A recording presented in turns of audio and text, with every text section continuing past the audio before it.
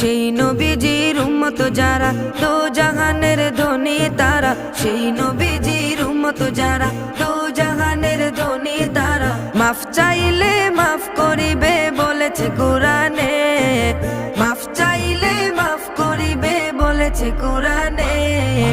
আল্লাহ তাআলা রহমতের দুয়ার খুলেছে, হায়রে আল্লাহ তাআলা রহমতের দুয়ার খুলেছে।